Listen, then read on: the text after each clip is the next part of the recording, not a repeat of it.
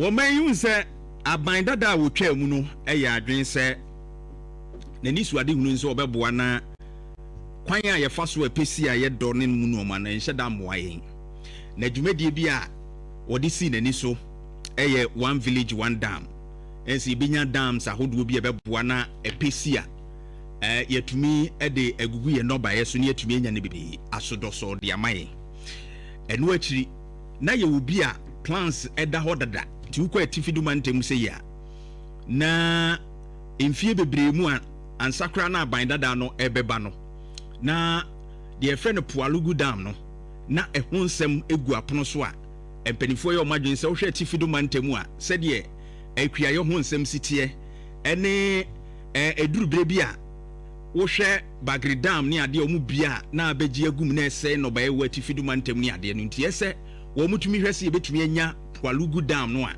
sempo no asupitiɛ no ɛba anaasɛ wɔn mu bie ɛyɛ dam no mpo ne nsuo no ɛpete kɔ a yɛbɛtumi anya bi koraa no agu yɛ dam yi mu na ne yɛtɔ so bie mu nso no yɛtumi aboa na ɛnɔbaeɛ a yɛbɛdua no saa Pwalugu dam no ɛbɛboa about 20,000 hectares of farmland no yɛbɛtumi irrigate anaasɛ ɛpɛsi yɛbɛtumi anya nsuo de agu so na ɛnaano a yɛdwadifoɔ kɔ Burkina Faso a yɛkukum nipa wɔ mu yi ɛna yɛni aba yɛ ho so sɛ ɛdi nti na ɛsɛ yɛtra hye ɛkɔfa tomatoes ɛde ba edi adwene kɔ yɛkyi a ne yɛhwɛ deɛ yɛbɛtumi ayɛ de aboa yɛ ho because yɛnim sɛ from December ɛde kɔ akɔsi May mu ne ade ne yɛ na tomatoes ne saa atosodeɛ ne noma no ɛho ayɛ den kakra nti ɛho hia sɛ yɛbɔ yɛn ho bra ne yɛnya irrigation dams bi a ɛbɛboa yɛn atifi do mantem so pa wɔn dɔ mmɛko no mu ne ntoos no saa noma ne nyinaa nso wɔn dɔ bi a ɛyɛ adwuma nti ne bi sɛ ɛho sɛ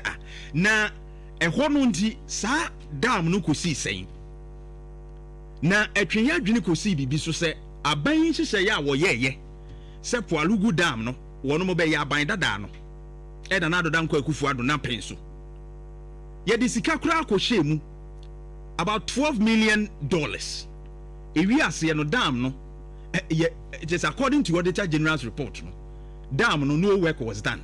Parliament cry revealing say no work was done. Na papa yi a yɛfrɛ no Kwadwo Poku Nsafoah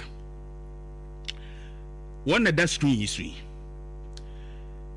ɔkɔtena television so nanu ya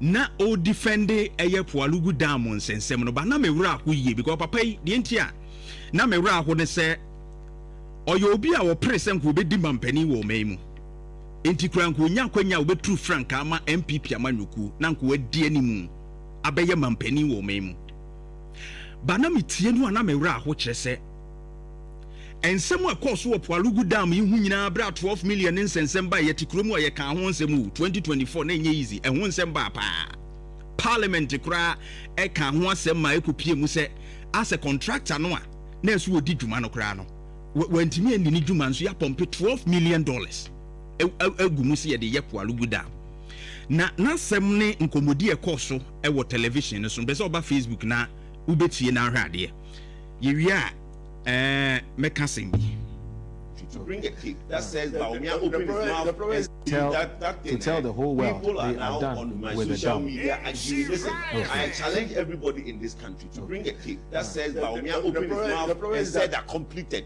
You see, Obika say yaye. Yaye doesn't mean completed. And they say I'm leaving. Yes, yaye doesn't mean completed. Yeah, but you talked about semantics. No. What I'm saying is that Dr. Bawumia said yes. But the fact that he spoke Chi. He spoke Chi. Or say yeah. What is that? Is it the past? But there are three phases. He's done phase 1 and phase 2. And if he's not done the phase 3, which is a physical construction, has he not done it? No, but what I'm saying is that people can say all they want. The most important thing is that Dr. Bawumia said he's done 2 phases of 3 phases. Yes. Is it in this present or past tense? He spoke in 2020. So in 2020 when he spoke, were you in Parliament in 2020? Is it present or past? Is it present or past? It's past. Yes. It's present past. Just say, Kwadwo Poku Nsafoah on say one kasano asem no a o ka no enko wanum but on say politics inti ene yen defended the indefensible no enti no o koswa epese o defend asem no a wo ka no meanwhile wa wonim say de waka sesia no enye nokre o di atro o se Dr. Alhaji Mahmoud Bawumia anka ne ba bia se ye wie Pwalugu dam no but me nua pani obi ene Dr. Bawumia ene twetwe nkomo ema Dr. Bawumia obi sa ne se project ben pa ene o ma ya a big project e wa tifidu mantem because ono free no for Bawumia free no for and he mentioned Pwalugu dam me pese wotie we in the northern part of our country where you come from and Amono, can you beat your chest and say yeah this signature project in the north? I think here the most important project here in the north since independence, a Pwalugu Dam project. Okay, is the biggest investment. Say we're drawing books now since independence. Okay, I will watch it. Government be by you see Pwalugu Dam, but we're here as a signature project, and then the number one. So there's.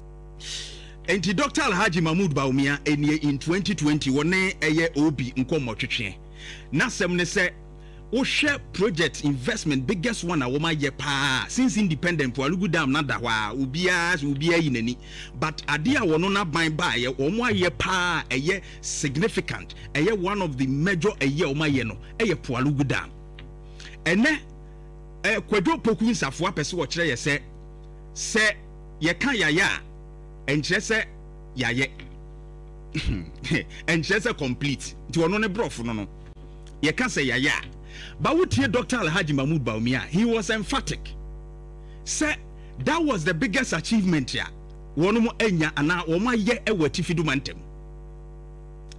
and say utna TV so as Kwadwo Nsafoah o kire mu say ye ka say yaya and say completer on case ye beyewu sabe twi no ye nyina ye twi no on case ye beye ana ye o se yaye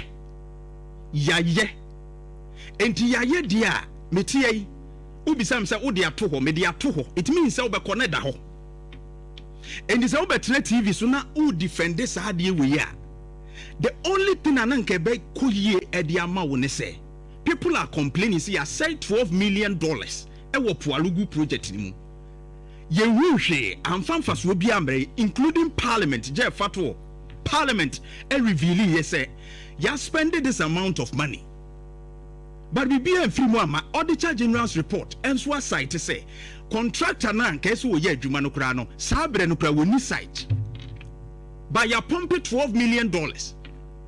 Exact amount about $11.9 million, roughly $12 million. Ye dia koshem bibia mai. It is the best thing for you Kwadwo Poku Nsafoah. Enye se nka be dia tro. Ne wo kan kire se o your trofo o twantro. O twantro, why should you lie? Nipa no wose ya ye. That means say wa wie ade a wo ye no wa ye. So dia no wo ye biem. Edia no wo ye biem wo so waye entie ne investment biggest one kra won ma ye won off enti wo kwa ese wo ko hu so ma ye e wo ho na ne ye ko ne ye hwe na ye kasa sadi a ye diska ko shemu ya boka kwa amfa so bi amre ya u defend say Bawumia kasa yaya na nche se yaye ye complete ade brofo ni twi no mo nko na mo te anase mo different school amukọ ya obi anko bi 2024 Bawumia na sa bekasai ne nkasa yimu no wo kire after 2020 no kan say yaye no o sa bekasai ya wo kire say afena yegusu a ye beye tie no. No doubt in my mind that I was championing the Pwalugu Dam. We have not yet been able to do it, but by the grace of God, I believe we are going to do the Pwalugu Dam. It has to be done. It's a major priority because that can bring. Anyway, 2024 no because or say promises say we are going to do. Yeah, but yeah. but 2020 wote voice no ɔse yɛayɛ enti Kwadwo Nsafoah sɛ wowɔ biribi ka the only thing you could have done, the honest thing to do was just okay mo amwo atifidu mantem de ka se ye be ye ne de abo yi ye hwa se ye ntumi na nke ye nida so ni se ye betumi awie but ye ntumi anwie Bawumia ka se ye wie ana ya na ye hu hwe wo ho a mo mfa nche ye because e bia anye bibia na ye so mu a ye betumi awie simple but as a fe na wo betire ye twi kasa with that arrogance on television nipa no kura correct o kura dabi o mpesa wo ti ase e se wonko na wo titwi ye ma kwan na kire ye twi we just say maka wo say communication no on the part of the MPP se penifo na anhwe ni ye a communication we style we ni sa ye defending no ma ehu hia Ghana fo o ma kwa atra sa no ma no Ghanaian voters now they are discerning omatra saa de wi nti okodo wo se bibia ni wa wo se bibia ni wo ana wote se wo se yaya sebe o se de Bawumia ka ese na kire wo na wo be kire ni twi saa no ma na mo ye no enema party ne eye tan and you should stop it. We a blatant lie o chantro Kwadwo Poku Nsafoah chantro on live television. He asked you a simple question. Is it in the past or present? Afena wo fambo. When to ni anye no apacho simple. Yenya isa de na manyofo mo sori a na ese bibia mo fin se Ghana fo se be yadwi mu ha. Iti mo ye anu aka bibia mpese minim nipa dodo apese o kasa kire o mo with this particular statement I will make here. On Pwalugu Dam no. Say yeah doesn't mean complete tree no enti just say mentiasie Bawumia kan no kan say yeah phase 1 or say yeah it means we yenya nkwada wo ana say bia dwene mu nya hasa now you know this John Dramani Mahama and else was so blame no because in 2024 August 7 say Mahama vows to prosecute persons responsible for $12 million financial loss on Pwalugu Dam. Ebesi nei, what has been done? John Dramani Mahama, His Excellency, what has been done? Dede kwa enra na yese report waba ena dien ena ebi koto abro oman ntue sika no nso abro na amanso sika no yafa ebi si oman ne de ka eti ye kwa kotua ka no na ye disika no call ye bank no ayese ye kotua ka no wo ho no bank ne sika bia mai eti se sika no obi afa Auditor General's report 2024 dia bai a wo mo ka ho asemi Felix Ofosu kwa achi atimi akotena Joy News chirechirem enye nchirechiremu ne hia yen. If you think something is wrong ya ka chiremu it needs action. This was 2024 where Auditor General's report on Pwalugu Dam. That's what the president said. He has vowed and then 1 year on ekonanim sanki ayemu ehu se nokre bia nim bibia ye pepepa na nko bia koma din ben now said the Nsafoah ko kan ya pagya no ma bebre because we are not serious in this country. Obisi ameba Nhyira 104.5 Oh yeah! Come on! Nhyira 104.5